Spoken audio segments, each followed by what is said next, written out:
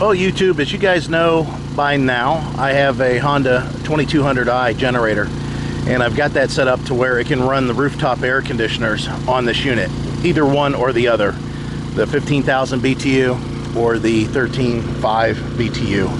And really happy with this. I love how quiet it is, and that got me thinking maybe I should be looking for something like this for my son and his van, which is part of the van build series that we've been doing on and off, but we're getting pretty close to the end here. And I know that he don't need anything this big. He just needed something to help charge his batteries. What have you been up to? I've been riding on a daydream. Now on his van, he has a battery that's underneath the hood for starting, like every other vehicle does, and to run all the electronics on board. He also has another battery underneath the hood, and that's to power most of the stuff that's in the back of his RV, all the lights and whatever else he may come up with, you know, to plug in. But he also has a need for a couple of big deep cycle batteries to run a power inverter and also run his refrigerator. He has a really nice big refrigerator back there. But when he gets somewhere, when he's mooch docking, or if he stops somewhere that has an ability for a plug, just a regular household plug, that he could plug in and recharge those batteries. So at that point, he's running with a cargo carrier on the back of his van. I told him he should be looking for a small generator, and I started looking for one, and I came across what I think is a great deal. You know, time's going to tell, but it was such a great price, which I'll talk about here in a bit. I got one also for ourselves because it was such a great deal. Now, if our Honda 2200 will power one of the air conditioners, you know, that'll work out great. But there might be a time where I just want to charge the batteries. Even though that Honda's very quiet, very efficient, and it's relatively small compared to the Champion that I have, which is a 3400 watt, or even the Atima that I have, that's a 3000 watt. We got something that's even smaller yet. So this is a Sportsman generator. The reason that we picked it up is because these things run anywhere from $215, $220 on sale at Costco with shipping, or up to maybe $270. I've seen them as high as $270, and it's a GEN1000i. These were on some sort of a closeout fast sale from Lowe's online, and I'm sure that they're not at this point, but you could check, for $149. And for a inverter 1000 watt generator, I could not pass that up. And for him, it's perfect. I mean, the thing only weighs, you know, not even 25 pounds, and you can just throw it around. And for him to be able to keep it on his van, in his van, whatever, this is perfect. And again, we got one for ourselves because it was such a good deal, and I'm going to see if we can use that, maybe just the charge batteries. So we ordered this from Lowe's, and they said it was going to be roughly, I don't know, 5 days, 6 days for it to get here, and it got here in 3 days. It came FedEx, an instruction manual, and it's a pretty good size one, actually. I'm kind of surprised there. And it does have a big quick start guide because people are just wanting to break these things open and use them. So we'll look at that here in a minute, see what else is in here. Oh, it gives you the little battery charger leads. That's kind of nice. I didn't expect that. And then it gives you a Phillips screwdriver, which of course is for breaking into the case and being able to do all your oil and everything. Okay, let me go ahead and lift this thing out now. Here is the generator, and it's got warnings all over it. Generator is shipped without gasoline or oil. Must add gasoline and oil before use. Oil capacity is 7.5 ounce. Like I said before, they just want to run 10W30. Again, it says you must add oil. Do not fill over 7.5 ounces. I saw a guy online that his smokes whenever he starts it up. I'm trying to think, Hobo Tech. Occasionally I watch some of his videos, and yeah, I seen that and I'm like, oh yeah, that makes sense. So you have a choke lever position, warm up, you know, close the start, then you run it half choke and then full to open. And then down here you have basically an off and an on switch. I'm sure that turns on the fuel, even though there is a vent cap up here. Yeah, that's kind of nice. Let's see, there's a tether on here or anything. No tether. There is no tether. So hang on to your gas caps. And there is a fill line in here also. So we'll go ahead and move this stuff out of the way and take a look at this engine. and look to see if anything's loose. Let's look at the front first. I like that they have dust covers on this stuff. If you guys don't know this, if you guys haven't heard this before, most inverter generators, they have some sort of a fan in there. I don't know if this one does, but it's for cooling. And what happens is it draws air from the outside. Well, if you have open fittings, you know, like this here or this here, if it's open, if it's not covered, you're pulling dust into this thing the whole time. That's all you're doing, is pulling dust in. It's not being filtered or anything, and it'll get all over components and possibly in here. But they do have rubber boots and dust covers on the switches, all except for the DC switch there, which that's not a big deal. So this manual is relatively big. Of course, your general warnings are in the front.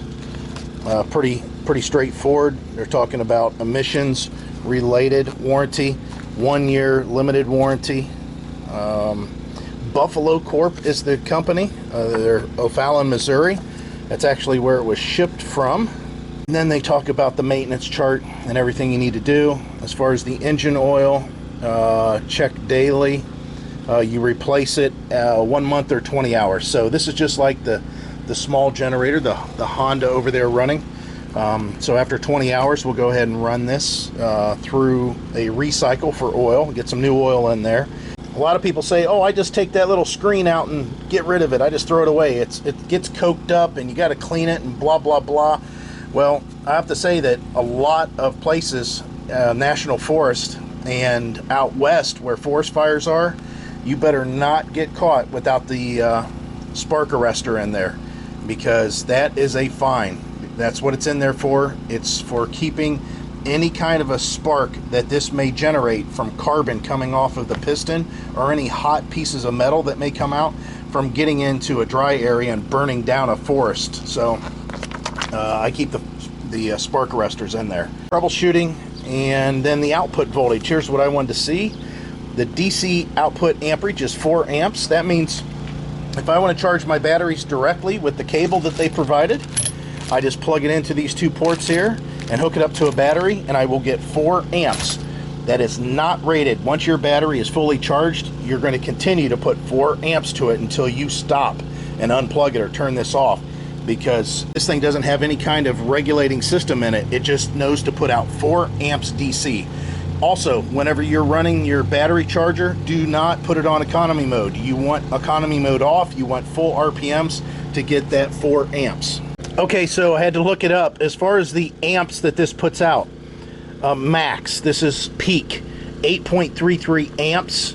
And as far as the rated output, this is running amperage, 6.667. So we'll just say 6.7 amps. That's it. That's all it can do.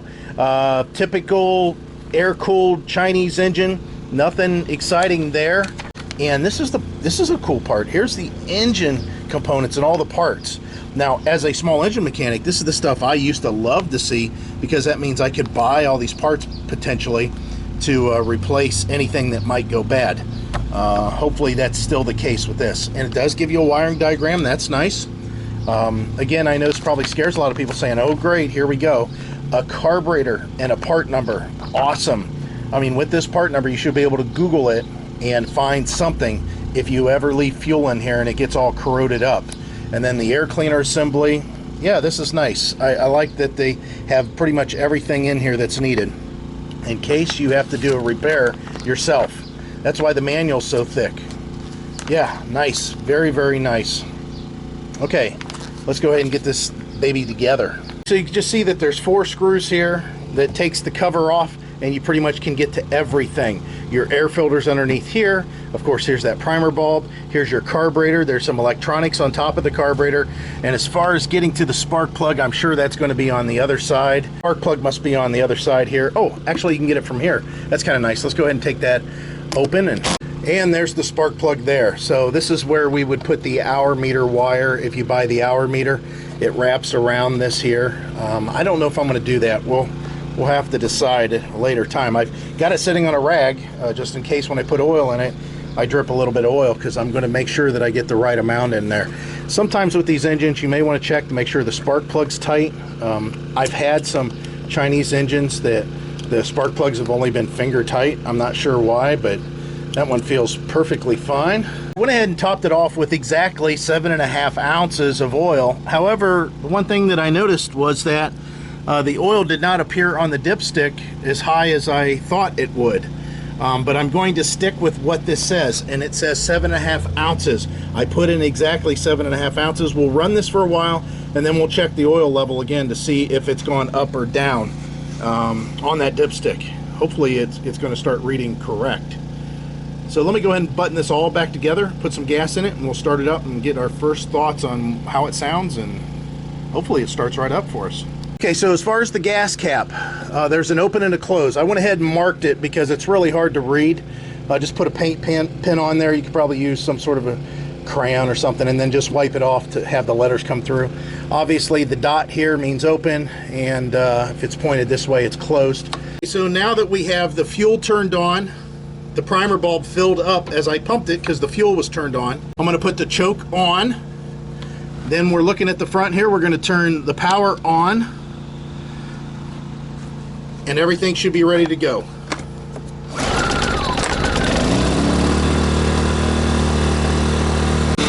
Definitely sounds like a little weed eater. We'll go ahead and let this run just a little bit so it can equalize itself. Let the engine learn itself. I mean, this is the first time that it's ever run. But it's really, really quiet. It says output, the light is on, so we know that's good. The oil alert is not on, so the oil's good. Let's go ahead and turn it on econo mode. And it's very quiet.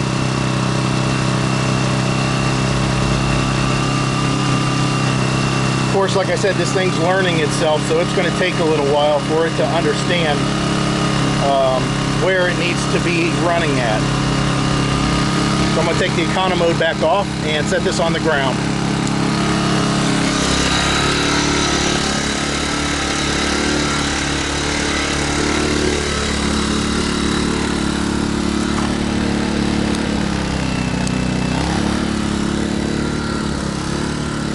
Well, this thing's really, really quiet. It's amazingly quiet.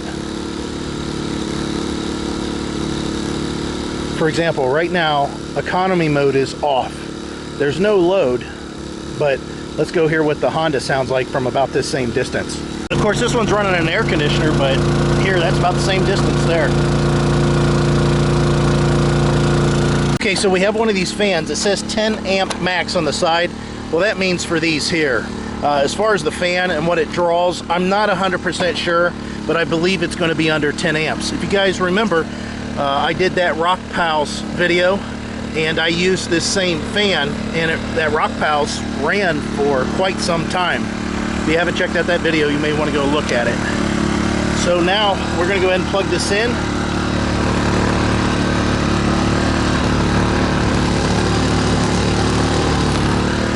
All right. So now that's plugged in, we're going to go ahead and go right to number 1.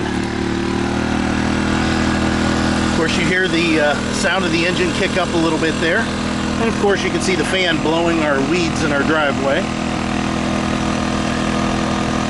So now let's go ahead and go up a notch. Really didn't change the sound at all. So let's go ahead and go to 3. That's really good.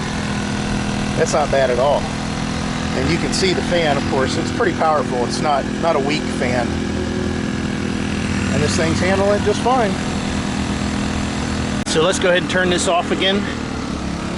And the econo mode kicks right back on again. And we're back down to being really quiet. Now the nice thing is whenever you go to shut this off, what you're wanting to do is take and turn your fuel off and let the unit run out of gas, just like that. And then go ahead and turn it off up here. That way you don't have any problems with fuel being in the carb bowl in case it tips over. And again, since we'll be storing it, we'll go ahead and turn it to the closed position. Sportsman 1000 max watt inverter generator. $150. I could not beat this. I don't know if that's going to be the current price that you're going to be seeing it at. I will put the link down below. Do your shopping. Click the link. If that's not a good price for you, try to see if you can find it cheap. But I'm really impressed with this. I would be impressed with this if it was $220. So the fact that it was only $150 in our case because it was on sale, I would pay definitely $220 for this generator all day long. It's well worth it. Again, the company that makes this or promotes this or sells this in the US is Buffalo Corp in O'Fallon, Missouri. They have free lifetime technical support over the phone, and of course they have a registration process where you can register this. It does have a serial number up top, so that way you can get specific on this. Now, my son went ahead and paid an extra $16, and he got a warranty through Lowe's that is basically an exchange, where if he has any problems, he just goes back to Lowe's, and as far as I can tell, all he does is just hand it back to them, and they give him another one, no questions asked, for the first year. And for the peace of mind, I told him $17, that'd be worth it while he's out on the road. In that case, if he has any problems, he's covered. Again, I appreciate it as always. I hope that you enjoyed this video and you found some information that was useful for you. If you like this product, use the links down below. That helps support this channel and us shooting videos like this in the future. I appreciate it. As always, guys, we hope to see you out there. Bye.